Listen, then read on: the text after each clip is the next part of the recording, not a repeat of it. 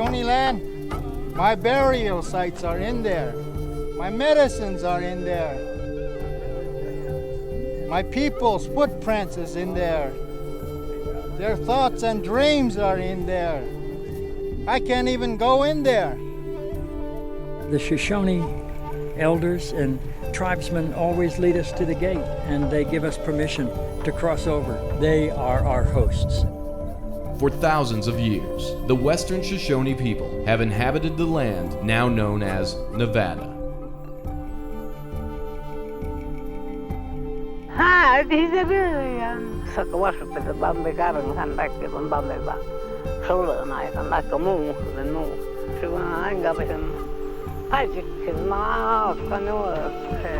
Now, for the last century, they have found themselves locked in a desperate battle with the United States of America. At stake, 60 million acres of land and the survival of an ancient people. Despite an 1863 treaty, which recognizes Shoshone ownership of the land, the United States has torn down the trees that provide their native food. They want to get rid of one of the great gifts that was given to mankind in order that they can make money. They have arrested them for hunting game on their own land. Unless the Attorney General comes down and says, all right, the Indians can hunt anytime, anywhere, we go by the code. Our law is different. If we abide by your laws, then we break our own. Would you give up your religion? Well, that's the very thing that we're faced with. 5, 4. The government has used the land to test nuclear weapons. 0 time, area 7.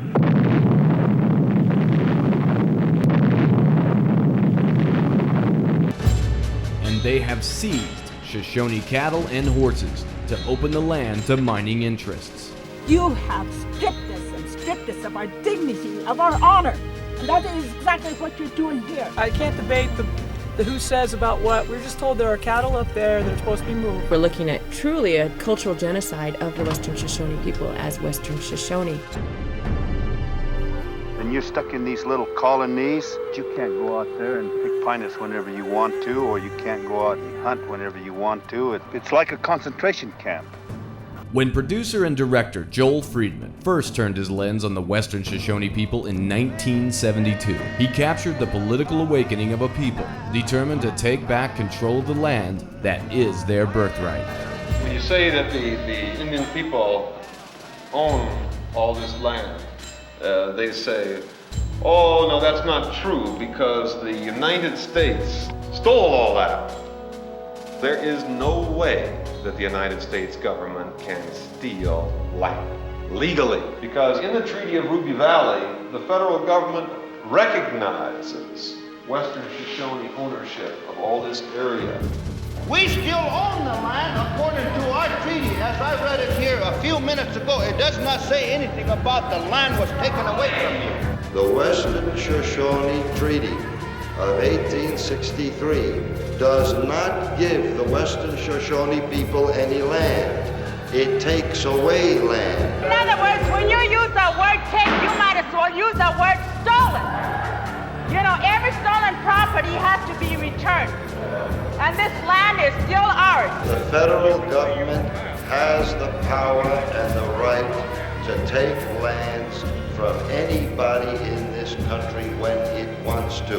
Under what laws can the United States government take land away from people? Under the Constitution of the United States, not an amendment to it, but the Constitution, the federal government has the right to take lands away. Would you please get the Constitution and read it to us? I don't have one handy, ma'am, but that's the answer.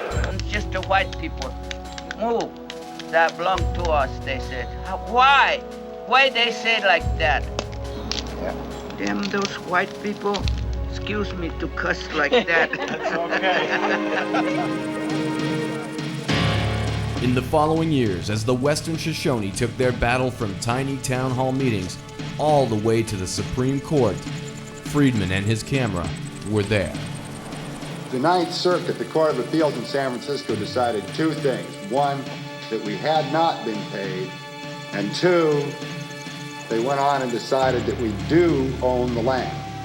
Sir, by what act, paper or document, did the government actually get the land from these people? No paper or document. It was found after being litigated before the Indian Claims Commission. How do you extinguish title? The commission did not extinguish title. The commission found the title had been extinguished by all of the actions we've discussed. Okay. Got that? I really do. Aren't we humans? Don't we hurt? This is not a piece of land that's valued in dollars and cents. This is a piece of land which is part of us. It is our mother. We can never sever ourselves from that breast that feeds us. Are we gonna let this happen? No. Definitely not. And so the fight continues to this very day.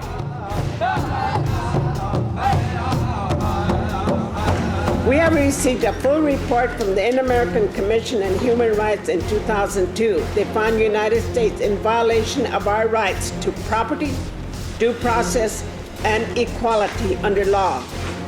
This year, the Committee on Elimination of Racial Discrimination confirmed the Inter-American Commission's finding and issued a full decision under their early warning and urgent action procedures. However, the United States has responded with a complete defiance to these rulings, setting a very dangerous precedent for other states and parties to the OAS and to UN. I want to thank you for listening to this little old lady. Thank you very much. We in the United States believe that this is a land claim issue. It is not a human rights issue. And I have already told you that you are not authorized to use any of the words that I have said at this point. I refer you to the Public Affairs Office and to the Bureau of Lands Management. 35 years of a native people's sacred traditions. Doctor brush, we call it. That's a real medicine for everything. Their tears.